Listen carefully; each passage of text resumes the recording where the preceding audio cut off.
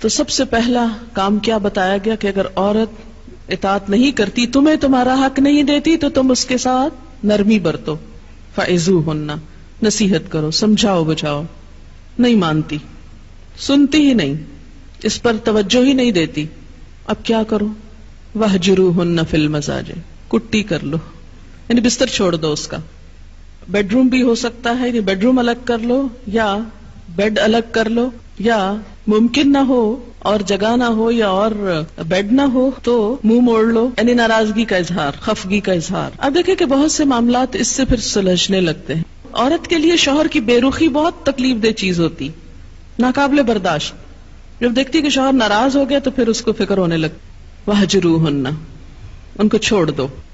لیکن بخاری میں آتا ہے لا تہجر الا فی البیت، گھر چھوڑ کے نہیں جانا. شوہر کو منع کیا کہ گھر نہیں چھوڑنا، گھر کے اندر ہی رہنا ہے. یعنی اصل میں اشارہ ہے اس چیز کی طرف کہ جسمانی تعلق منقطع کر لے، بات چیت چھوڑ دے، تھوڑا موڈ آف کر لے، شاید بے رخی سے. پہلے کیا ہے؟ نرمی کرے. نرمی نہیں چلی، اب سختی کر لے، یعنی بے رخی کر لے.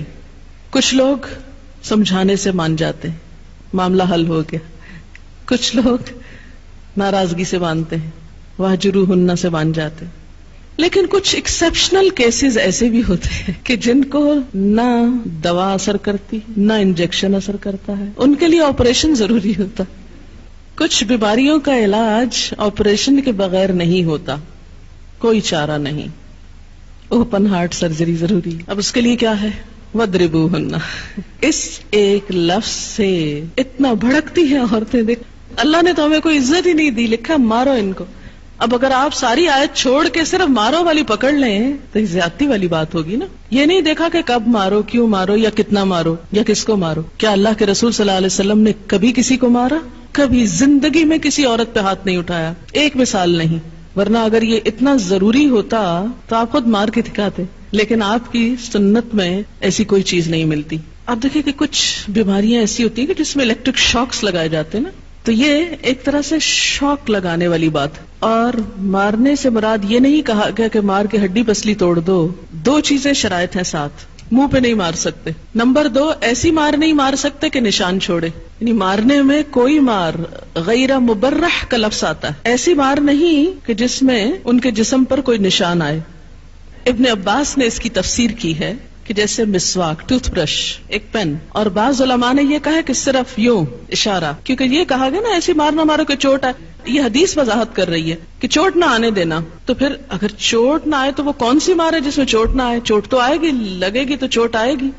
تو اس پہ انہوں نے اس کی وضاحت کیا کی کہ اس طرح، یعنی جیسے ڈنڈا دکھانے والی بات ہوتی ہے نا، کہ غصے کی انتہا، یعنی مارنے کی بجائے یہ دکھانا.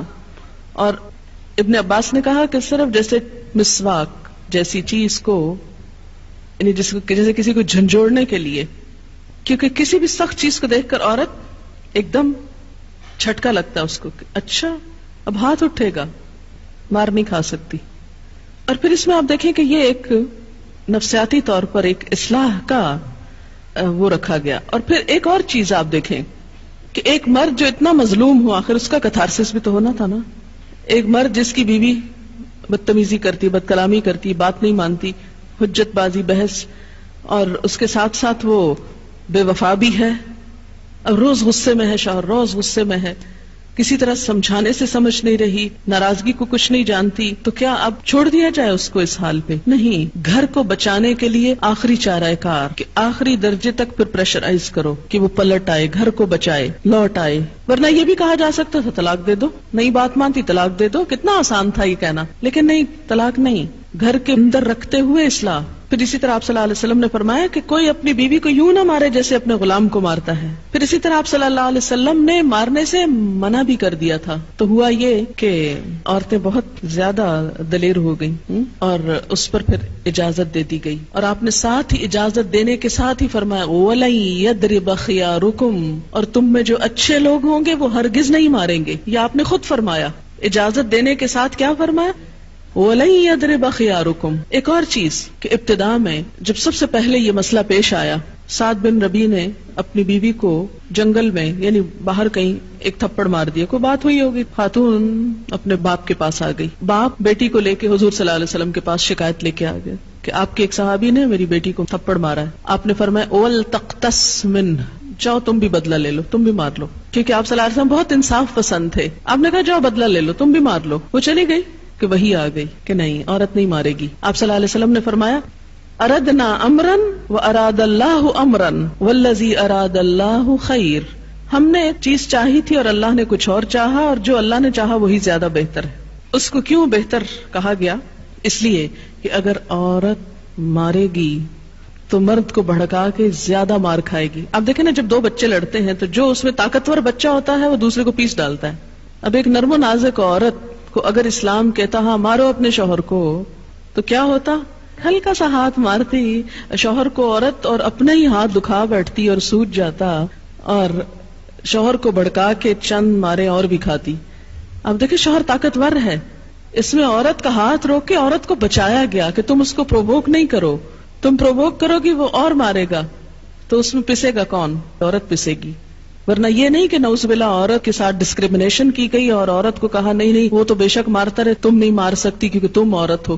اس کو بھی مارنے کی لمٹس بتا دی گئی, اور وہ دراصل ایک طرح سے جھٹکا دینا مقصود ہے, نہ کہ عورت کو پیٹ پیٹ کے گھر سے نکال دینا. اور پھر خاص طور پر مارنے میں عورت کو جو روکا گیا وہ اسی وجہ سے کہ عورت زیادہ نقصان اٹھائے. آپ دیکھیں ویسٹ میں اس وقت عورتیں جو مار کھاتی ہیں, اور کبھی آپ نے بھی شاید کوئی نمونہ دیکھا ہو, بعض اوقات بہت بری طرح پٹی بھی ہوتی ہیں, اچھی خاصی پڑھی لکھی کمانے والی خواتین. اور اس میں میں سمجھتی ہوں کہ وجہ یہی ہے کہ وہاں جب عورت بھی مارنے پہ آ جاتی ہے تو پھر اس کا نتیجہ زیادہ سخت اسی کے اوپر پڑتا ہے, اسی پر زیادہ برا اثر پڑتا ہے, اس لیے عورت کو روک دیا گیا. پھر اس میں ایک اور چیز آپ یہ دیکھیں کہ یہ کوئی پسندیدہ روش نہیں. آپ دیکھیں کہ کسی بھی چیز کی ایک اجازت اور چیز ہے اور اس کا استعمال اور چیز ہے, اور پھر استعمال کا طریقہ اور چیز ہے. وَضْرِبُوهُنَّ کا لفظ نمبر 1 آخری درجہ ہے اصلاح کا, نمبر 2 شرائط کے ساتھ ہے, نمبر 3 ناپسندیدہ ہے. اگر یہ کانٹیکسٹ آپ کو سمجھ میں رہے, میں ایک ایسے کیس کو جانتی ہوں, ہے تو بڑی آکورڈ بات, لیکن چونکہ ہر وقت لوگوں کے قصے کہانیاں سنتی رہتی ہوں, اسی لیے میں کہتی ہوں میں لوگوں سے بہت کچھ سیکھتی ہوں. اگر وہ سن کے باتیں نہ سیکھوں تو قرآن کی تفسیر نہ کر سکوں, کیونکہ مسائل کے ہوتے ہوئے جب تفسیر ہوتی ہے تو وہ زیادہ ریلیونٹ ہوتی ہے بنسبت اس کے کہ آپ خود ہی بولتے چلے جائیں. ایک عورت کا کہنا یہ تھا کہ جب تک میرا شوہر مجھے نہ مارے میری سیٹسفیکشن نہیں ہوتی. Can you imagine? وہ شوہر سے مطالبہ کرتی تھی کہ مجھے مارو. ایکسپشنل کیسز ہیں لیکن ہیں. بہرحال وَاهْجُرُوهُنَّ فِي الْمَضَاجِعِ وَاضْرِبُوهُنَّ فَإِنْ أَطَعْنَكُمْ, پھر اگر وہ تمہاری بات مان جائیں, اطعنکم یعنی اطاعت کرنے لگے, سرکشی چھوڑ دیں, فلا تبغوا علیہن سبیلا. تبغوا بغا, یبغی کا کیا معنی ہوتا ہے؟ حد سے تجاوز کرنے کی خواہش کرنا. بغی کا مطلب چاہنا بھی ہوتا ہے نا, کس چیز کو چاہنا؟ حد سے بڑھنا, حد سے تجاوز کرنے کا جواز تلاش کرنا. فلا تبغوا, حد سے بڑھنے کا جواز تلاش کرنا. فرمایا پھر مارنے کے اور ناراض ہونے کے بہانے مت ڈھونڈو. اگر وہ بات مانتی ہیں, اطاعت کرتی ہیں, تو پھر ان کو مارنے کے بہانے مت ڈھونڈو, کیونکہ اللہ تعالیٰ تم پر پوری قدرت رکھتا ہے. ان اللہ کان علیٰ کبیرا, بے شک اللہ بلند ہے, بہت بڑا ہے. یعنی اس اجازت سے ناجائز فائدہ مت اٹھاؤ. اگر ایسا کرو گے تو جو اللہ بلند ہے, تم پہ پوری قدرت رکھتا ہے, وہ تم سے اس جرم کا بدلہ لے گا. یعنی کوئی شوہر جو اپنی بیوی پر کوئی ناروا زیادتی کرے, اللہ اس سے بدلہ لے گا. اسی لیے اللہ تعالیٰ کی یہ 2 صفات یہاں آئی ہیں, ان اللہ کان علیًا, اور رحیمہ بھی ہو سکتا تھا لیکن کبیرہ تکرار کے لیے پھر دوسری صفت بڑائی کی استعمال ہوئی کہ اے شوہر تم اپنے آپ کو بڑی چیز نہ سمجھو, تمہارے اوپر تمہارا رب تم سے بڑا ہے, وہ تمہیں پوچھنے کی پوری طاقت رکھتا ہے. اور یوں مرد کے اس وحشیانہ پن کو جو عورت کے ساتھ ہو سکتا ہے اسے پوری طرح کنٹرول کر لیا گیا. وَإِنْ خِفْتُمْ, چوتھا طریقہ. 3 پہلے ہو گئے نا, چوتھا طریقہ اور اگر تم کو ڈر ہو، شقاق بینہما، ان دونوں کے درمیان اختلاف کا، دشمنی کا، دونوں سے مراد میاں بیوی، یعنی شوہر اور بیوی آپس میں سخت اختلاف میں ہیں، اگر ایسی کھٹ پٹ ہو گئی کہ جو باہم اب ان سے سلجھ نہیں رہی، تو پھر بھی یہ نہیں کہا کہ فوراً طلاق دے دو، نہیں، کیا کرو، اب دونوں کے خاندان انٹرفیئر کریں گے، فبعثوا، تو مقرر کرو، بھیجو، حکمن، ایک حکم، تو مقرر کرو ایک فیصلہ کرنے والا، من اہلہ، اس مرد کے گھر والوں میں سے، وحکمن، اور ایک فیصلہ کرنے والا، من اہلہا، اس عورت کے گھر والوں میں سے، ان یریدا اصلاحا، اگر وہ دونوں ارادہ رکھتے ہوں اصلاح کا، دونوں کون؟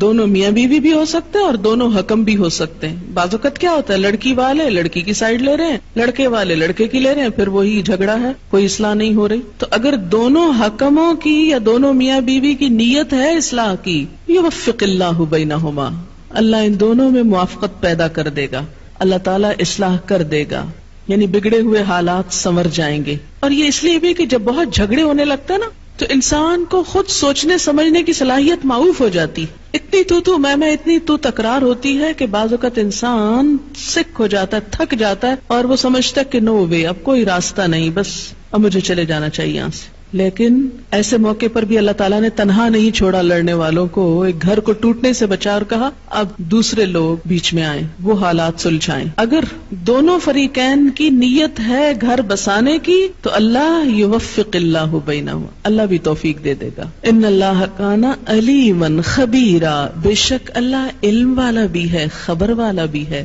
اس کو سب پتا ہے کون گھر بسانا چاہتا ہے اور کون صرف اجاڑنا چاہتا ہے، لہٰذا وہ اسی کے مطابق توفیق دیتا ہے، اسی کے مطابق راہیں آسان کرتا ہے۔